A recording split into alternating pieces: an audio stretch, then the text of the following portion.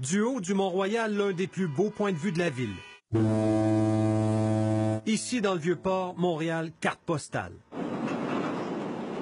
Le visage de la métropole change au quotidien. Le journaliste Hugo Jonca du bureau d'enquête surveille attentivement sur une base régulière les transactions immobilières. C'était en juin 2016, en plein boom des condos dans Griffintown. Il y a une transaction un jour qui attire mon attention, c'est celle d'Ibrahim Hissène Bourma. C'est le beau-frère du dictateur tchadien Idriss Déby.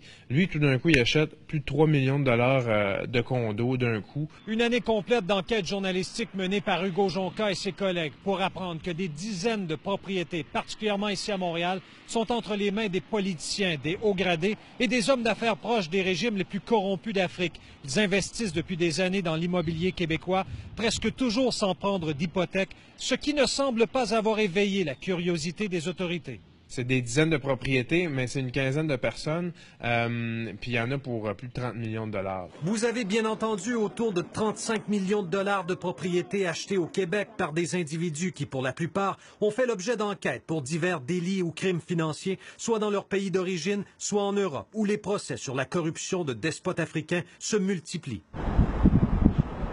On vous amène à l'île des Sœurs, rue O'Reilly, un condominium d'1,6 million de dollars détenu par Rachida Kaba. Son mari, Tite Kaba, est soupçonné d'avoir produit un faux titre foncier au Congo-Brazzaville au bénéfice d'un proche du dictateur Denis Sassou Nguesso. Le couple Kaba a transigé pour près de 4,5 millions de dollars en propriété depuis 2008 à Montréal et dans les Laurentides, mettant la main notamment sur cette somptueuse demeure de plus d'1 million de dollars à Piémont.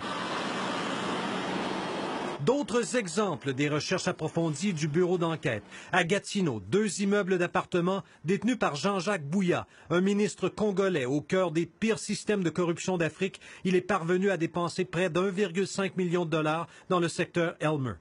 Que l'amour de Dieu. Wilfrid Nguesso, fils de dictateur. Il est propriétaire de cette maison d'1,4 million dans Ville-Mont-Royal.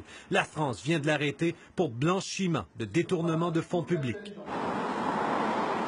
La tour de Condotel Le Cristal, où Voltaire Bressetto Bamy détient 2 unités, un homme d'affaires sous la loupe des autorités anticorruption françaises. Son investissement au centre-ville, près d'1 demi-million, sans hypothèque. Si en Europe, les autorités ont lancé la chasse aux biens mal acquis, au Canada, non seulement l'expression n'existe pas, mais personne ne pose encore la question à ces investisseurs. Yves Poirier, TVA Nouvelles, Montréal.